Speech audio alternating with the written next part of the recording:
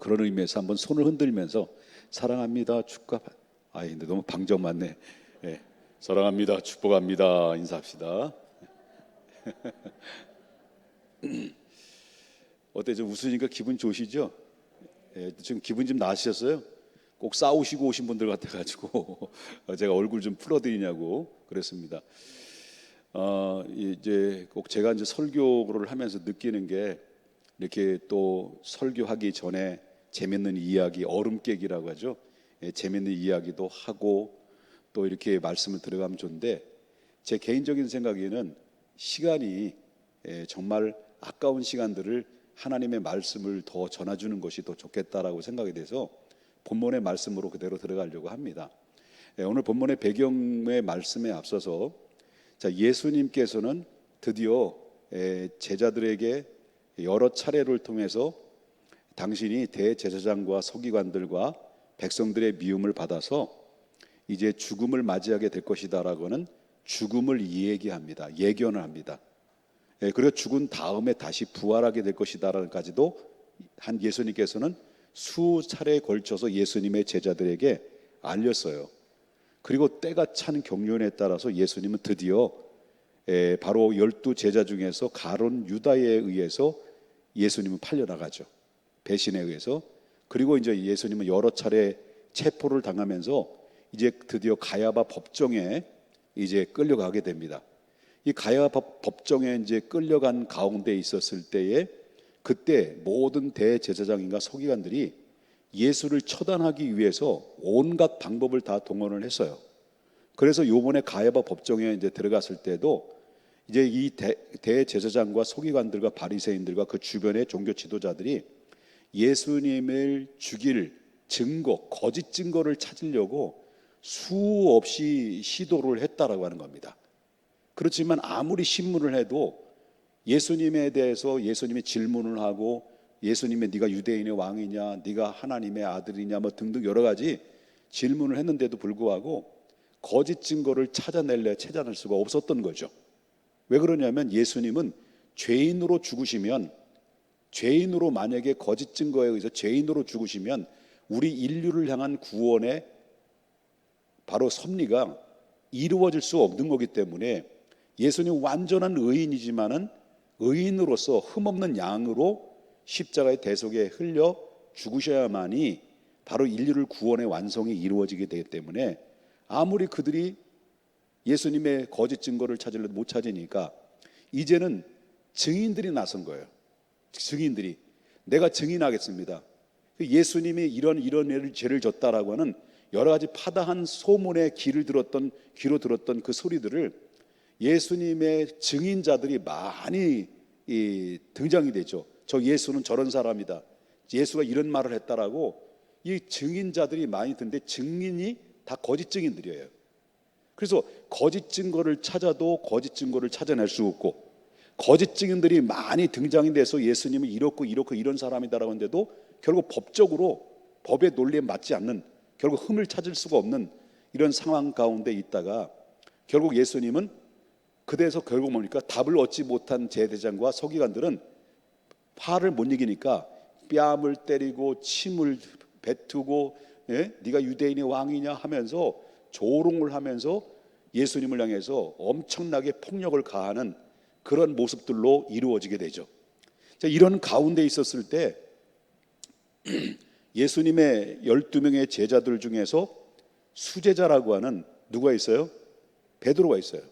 베드로가 예수님의 신문 과정과 모든 과정들을 성전, 소위 말한다면 법정, 가야바 법정 성전 뜰 바깥에서 예수님을 멀찌감치 이렇게 주시하고 있었던 거예요. 따라온 거예요. 베드로가 주시를 쭉 주시하고 있었는데, 오늘 본문에 이렇게 전개되는 거죠. 이렇게 주시하고 있다가 딱 걸린 거예요. 어떤 여종이 그 성전 뜰 바깥에서 예수님을 바라보고 주시하고 있던 베드로를 향해서 너는 나사렛 예수 그리스도와 함께 있던 자가 아니냐라고 많은 사람이 듣는 가운데 있었을 때에, 그 질문을 턱 던졌을 때 갑자기 본능적으로 베드로가 어떤 대답을 하냐면, 오늘 본문에 보십시다. 70절입니다. 70절. 70절에 베드로가 모든 사람 앞에서 첫 번째 어떻게 했다는 거예요? 예? 베드로가 모든 사람 앞에서 첫 번째는 부인을 했어요. 그리고 나서 네가 무슨 말을 하는지 잘 모르겠다라고 하면서 이제는 안문까지 들어갔어요. 근데 또 다른 여종이 또 두 번째 질문을 해요. 뭐라고 말하냐면 여기 주변에 있는 사람들 앞에 여기 보세요, 여기 좀 보세요. 이 사람이 말입니다. 나사렛 예수와 함께 있었던 사람 아닙니까? 라고 했을 때 첫 번째는 부인 단계에서 두 번째는 베드로가 어떤 단계로 변화되냐면 72절 보겠습니다. 베드로가 뭐예요? 맹세하고 또 부인했다는 거예요. 처음에는 부인 단계예요. 그 다음에 두 번째는 무슨 단계? 맹세하고 또 부인하는 단계가 이루어지게 돼요. 그리고 나서 이제 도망가죠. 이 후에 조금 있다 보니까 그 곁에 있었던 사람들이 이제는 떼거지로 몰려와 가지고 베드로 너 이 사람 나사렛 예수와 함께하던 도당이다 라고 이렇게 막 이제 몰아세우니까 베드로가 이제 세 번째 단계는 어떻게 대답을 했는지 보십시다. 74절을 보겠습니다. 그가 저주하여 뭐라 그랬습니까? 맹세하여. 처음엔 부인 단계입니다. 두 번째는 맹세와 또 부인 단계입니다. 그 다음에 세 번째는 저주하고 맹세하는 단계. 그 저주했다라는 것은 뭘까요? 예수님 저주했다라는 것은 예수님 자기를 자기를 향한 강한 부정을 위해서 예수님을 저주를 한 거예요.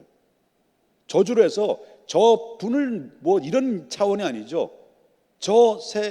이런 얘기가 되겠죠. 온갖 저주를 퍼부면서 뭐라고 말하냐면 맹세했다. 이 맹세했다는 맹세. 그러니까 처음에는 부인 단계, 두 번째는 뭐한 단계예요? 맹세한 단계. 세 번째는 무슨 단계? 저주하는 단계로 이 베드로가 완전히 추락을 해요.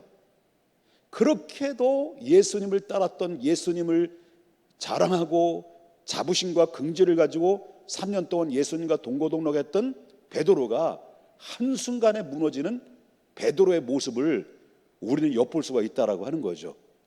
그렇다면 베드로가 왜 이 모양 이 꼴로 되어 있느냐는 거예요. 베드로가 왜 이 모양 이 꼴로 되어버렸느냐. 그리고 우리들도 똑같이 예수 그리스도를 믿는 사람들인데 베드로도 그런 상황이었다고 한다면 우리도 그런 상황의 사각지대 속에서 얼마든지 노출될 수 있고 얼마든지 무너질 수 있는 가능성이 있다는 거예요. 이해되셨습니까? 있다는 거예요. 그러니까 그러면 베드로가 어떻게 다 이 모양이 됐느냐라고 그럴 때 여러분 좀 성경이 그 전에 쭉 거슬러 올라가다 보면 마태복음 16장에 예수님께서 이 사람들이 나를 누구라고 그러냐 할 때 뭐 엘리야 중에 엘리야입니다. 선지자 중에 한 사람입니다. 뭐 이렇게 대답했단 말이에요. 그때 너희는 나를 누구라고 생각하느냐 할 때 베드로가 뭐라고 대답했어요? 주는 그리스도시요 살아계신 하나님의 아들입니다. 그럴 때 예수님이 칭찬을 어마어마하게 했어요. 바요나 시몬아 내가 복이 있도다. 네가 이것을 알게 하면서 너희 혈육이 아니라 너희 하늘에 계신 아버지가 너에게 주신 값진 선물로 이 사실을 눈을 뜨게 하고 고백하게 한 것이다 라고 아주 그리고 그뿐만 아닙니다. 너는 베드로다. 반석이다. 내 반석 위에 내 교회를 세우리니 음부의 권세가 너를 침범하지 못하게 될 것이다 라고 예수님이 모든 칭찬을 다 부었어요. 그 제자들은 그 광경을 목격하면서 그 환경 속에서 화기애애한 이런 상황에서 베드로가 얼마나 기분이 좋았겠을 거예요. 제자들 앞에 막 띄워주고 붕붕 띄워주니까. 그러니까 띄워줄 때 잘해야 돼. 뜰 때 잘해야 돼. 잘 나갈 때 조심해야 돼. 선둘로 혀가 좀 꼽아. 코로나의 후유증이 좀 있네. 선줄로 생각하지 마라. 넘어질까 봐 조심하라. 그 베드로 붕붕 띄워주다가 그리고 나서 한참 분위기가 좋을 때 예수님이 툭 던진 말씀이 있어요. 내가 얼마 후에 대제사장과 서기관들과 바리새인들에 의해서 죽음에 될 것이다. 이 죽음에 대한 말씀을 툭 던져버려요.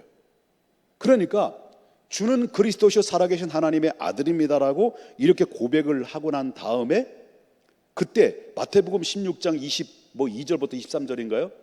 그 소리를 듣고 너희들이 다 다시 말한다면 죽음을 맞이하게 될 것이다라고 이렇게 얘기했을 때 그때 베드로가 그 말을 듣고 지금 붕붕붕 떠 있는 상태잖아요.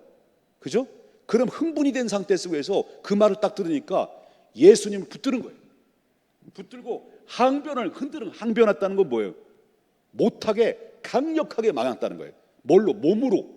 그래서 예수님을 붙들고 예수님이 뭐 흠모할 만한 것이 없는 연약한 몸을 붙들고 예수님을 흔들어댄 거예요. 갈비뼈가 괜찮으신데 모르겠어요. 허리가 괜찮은 모르겠어요. 흔들어댄 거예요. 그러면서 하는 얘기가 주님 그럴 수 없습니다. 그럴 수 없습니다라고 이렇게 모든 예수님의 죽음에 대해서 죽을 수 없습니다. 내가 다 막을 것입니다라고 자기가 다 수호 천사처럼 바로 보디가드 그 말하자면 이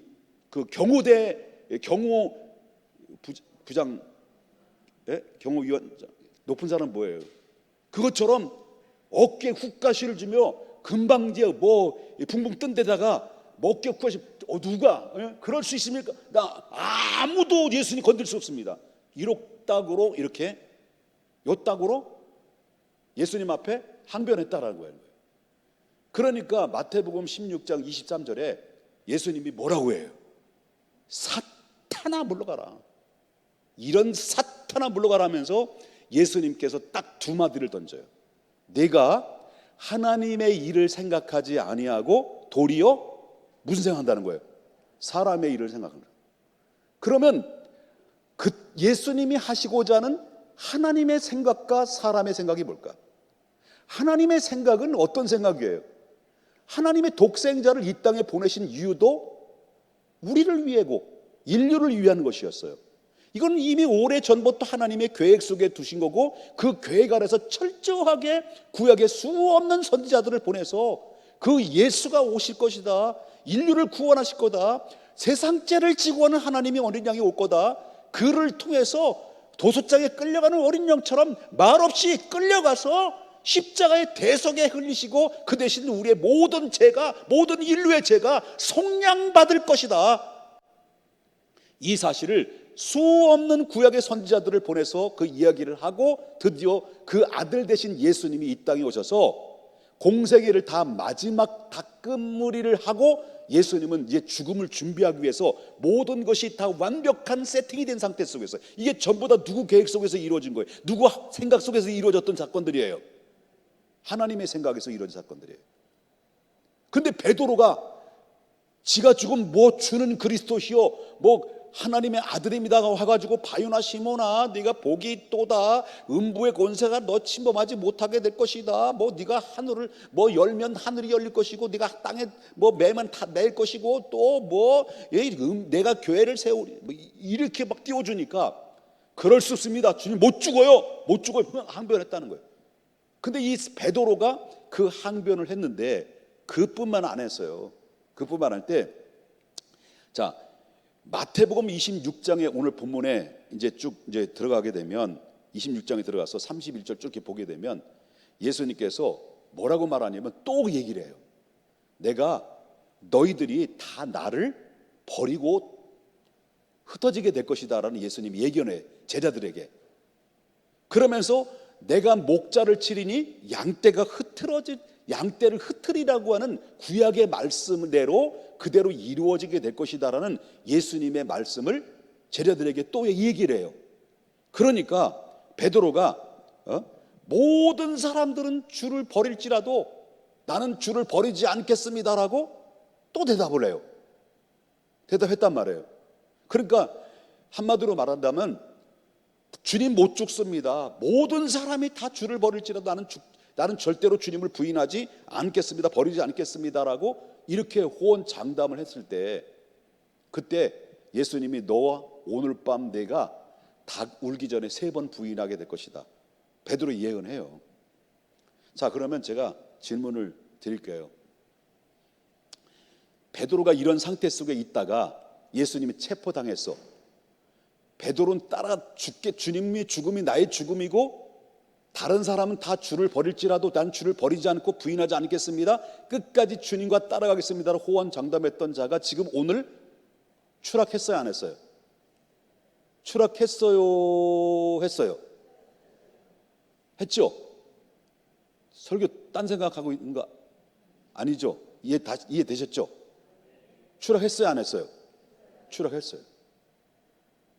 그럼 베드로가 자기가 추락했고 싶어 추락했는가? 여러분 보세요.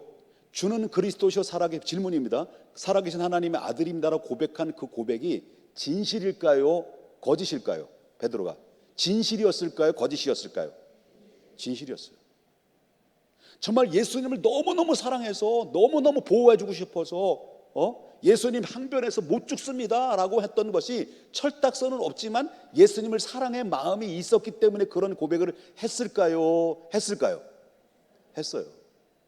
다른 사람은 다 주를 버리는지 모르지만 나는 주님을 부인하지 않겠습니다, 버리지 않겠습니다라고 고백했던 것이 베드로가 진심이었을까요? 거짓이었을까요? 다 진심이었어요. 다 진심이었다고요.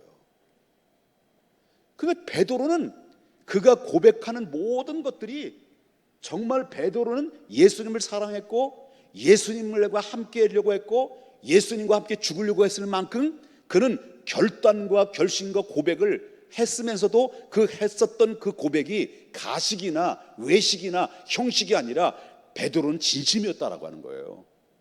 그런데 막상 예수님이 체포하고 난 다음에 베드로 어떻게 됐습니까? 3번 부인했어요. 마지막에 어땠습니까? 예수님을 저주했어요. 이렇게 된 거예요. 자, 이 말씀을 좀 한번 우리에게 한번 비춰보자라고 하는 거죠. 우리에게. 자, 저도 여러분들도 예수님을 사랑해요? 죽도록 미워요? 사랑하죠? 저도 예수님 사랑해요. 그리고 예수님을 믿어요. 하나님 나라의 소망을 가져요. 그리고 주님의 은혜에 대해서 감격해요. 나의 아버지가 나의 아빠가 되어주신 것 너무 감사해요. 그런데 실질적으로 우리가 하나님 앞에 우리가 이런 같이 모여서 예배드리고 같이 이런 아름다운 믿음의 자유로운 공간 안에서는 얼마든지 주님을 찬양하고 얼마든지 주님께 예배하고 얼마든지 주님을 사랑합니다, 주는 그리스도의 살아계신 하나님의 아들입니다 라고 고백하고 장담하고 하나님 앞에 찬양하고 예배할 수 있고 감사할 수가 있어요.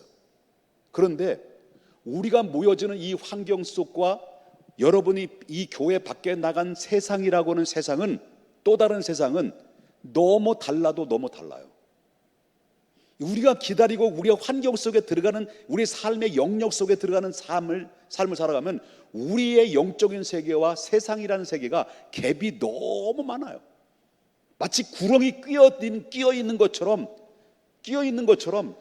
그러다 보니까 우리는 늘 섞여 살고, 그렇다고 여러분과 저가 믿음을 지키기 위해서 머리 깎고 산속에 들어가서 바로 수도를 닦고 믿음을 지킬 수 있는 건 아니잖아요. 그리고 예수님이 그게 원하는 건 아니잖아요. 넌 세상에 나가서 빛이 되라, 등불이 되라고 말씀하셨지.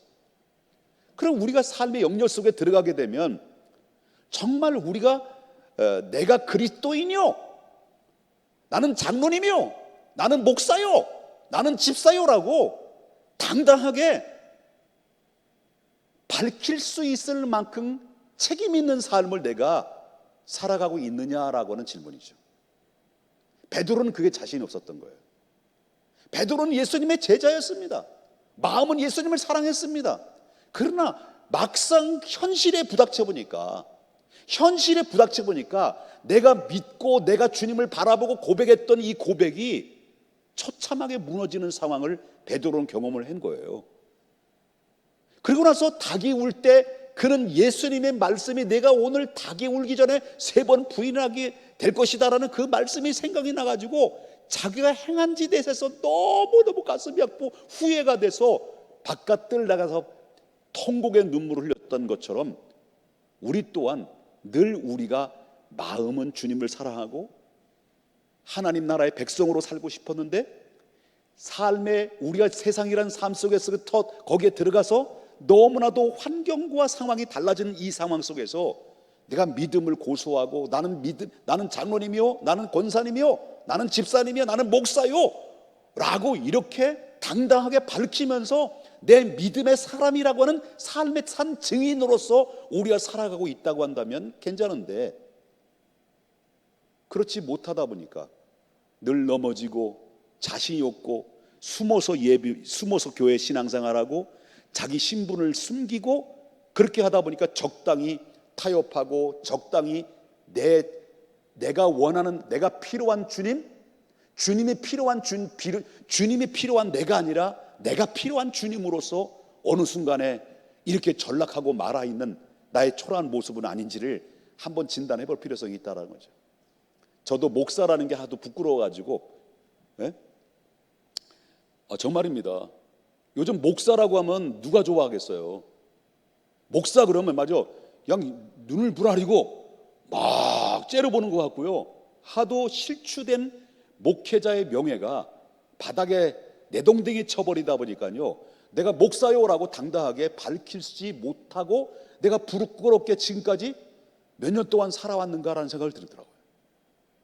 하도 내가 목사라는 것을 숨기고 있으니까 우리 성도님 교회 와서 난 목사요라고 얼마든지 할 수 있죠. 내가 목사인데. 예? 그런데 하도 내가 숨기고 있으니까 내가 누가 말하지 않으니까 굳이 말할 필요는 없죠. 내가 목사라고. 그렇게 살아왔는데 어제 집사람하고 이제 식사를 저녁에 우리 격리하고 있어요. 우리 막내가 또 두 번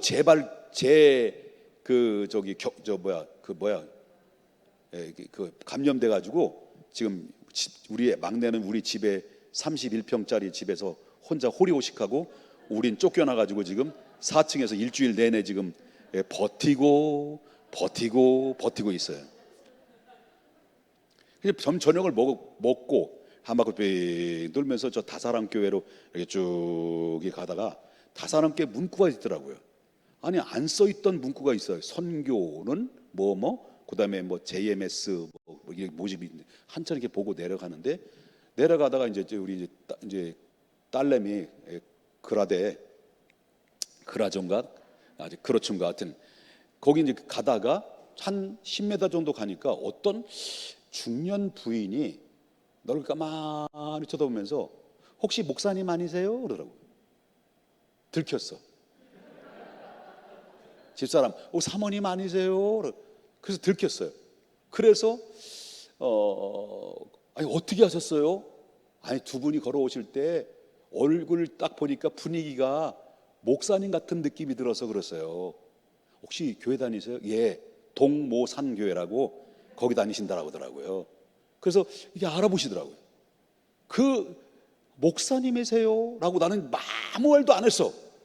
근데 그분이 먼저 알아가 목사님 혹시 아니세요? 라고 질문할 때, 이 소리를 내가 얼마 만에 들었던 소린가. 주일학교 가도 아저씨 아니면 또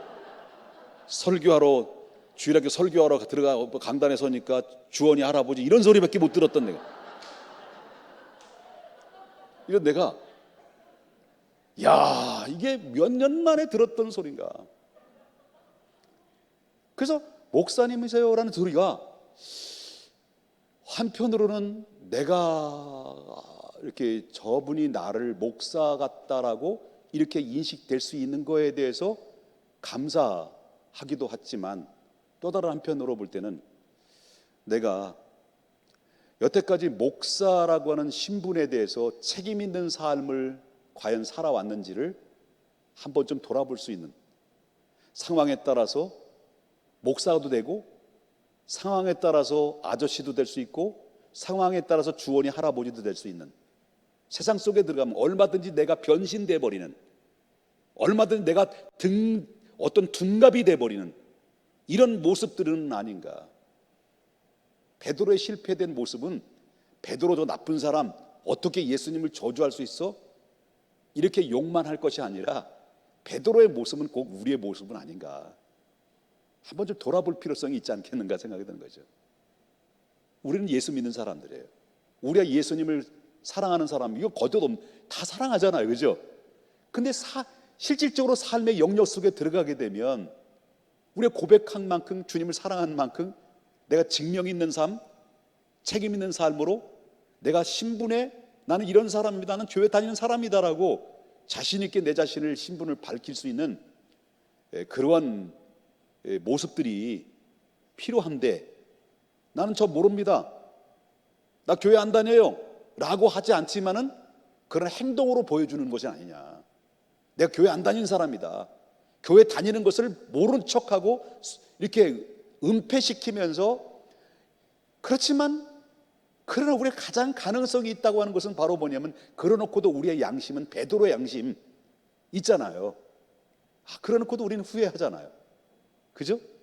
그러놓고도 우리는 후회하고, 예수님의 말씀이 생각나가지고 3번 부인하리라는 말씀이 성전 뜰 바깥에서 정말 통곡의 눈물을 흘렸던, 후회하고 내가 무슨 자격이 있다고, 내가 목사의 자격이 무슨 목사의 자격, 내가 목사야? 이렇게 후회를 하는 가운데 있을 때 놀라운 사실은 잊지 마십시다. 그럼에도 불구하고 실패했던 베드로에게 나중에 예수님이 죽으시고 부활하시고 난 다음에 그 실패했던, 이제 끝난 줄 알았는데, 나는 이제 예수님을 부인했고 난 실패된 인생이었고 난 더 이상 예수님의 제자가 아니야 라고 실패의 소용돌이 속에서 허우적거리고 있었던 그 베드로에게, 베드로가 예수님을 찾아간 것이 아니었어요. 예수님이 먼저 찾아오셨어요, 그 실패한 베드로에게. 그리고 실패한 우리와 저와 여러분 이 모인 자리에 지금 이 순간 예수님이 찾아오셨어요. 그리고 시몬아, 요한의 아들 시몬아, 네가 이 사람들보다도 나를 사랑하느냐는 3번 부인했던 것처럼 똑같이 예수님의 질문을 던지죠. 네가 나를 사랑하느냐? 오늘도 동일하게 저와 여러분에게 네가 나를 사랑하느냐는 질문 앞에, 지금 부족하지만, 지금 실패한 모습들이지만, 우리 하나님 앞에 정말 초라한 모습이지만, 그래도 불구하고 저와 여러분이 이 시간 이 자리에 앉을 수 있었던 것은 주님이 우리의 부르심이고, 또 주님이 부르시고 또 주님이 우리에 찾아오셔서 우리의 새 힘을 주시고, 양을 먹여라, 양을 치라 라고는 사명을 맡겨주신 것처럼 우리에도 또 다른 사명을 맡겨주셨을 때, 여러분 오늘 이 자리는 실패한 자리가 아니라 다시 일어서는 도약의 자리에, 다시 도전의 자리, 다시 이제 베드로는 사람을 낚는 어부가 되는 자리, 이 자리가 여러분의 자리, 우리의 자리가 됐으면 좋겠습니다.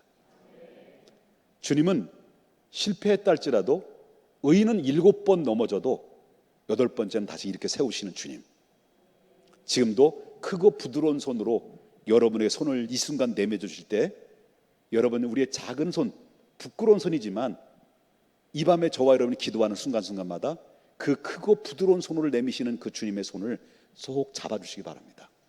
그럴 때 성령은 우리의 마음을 녹여주실 것이고, 성령은 우리의 마음을 다시 기쁨 주실 것이고, 다시 회복시켜 주시고, 이제부터는 나는 목사요, 나는 목사 아닙니다, 이렇게 자신 있게 투명 있게 내 자신의 신분을 드러내면서 예수를 알리고 예수를 선포하는 강하고 담대한 사람을 낚는 어부가 되어지기를 우리 한번 노력하고 힘쓰고 애쓰는 고귀한 시간과 결단이 되시기를 주님의 이름으로 축원합니다. 거룩하신 하나님 아버지,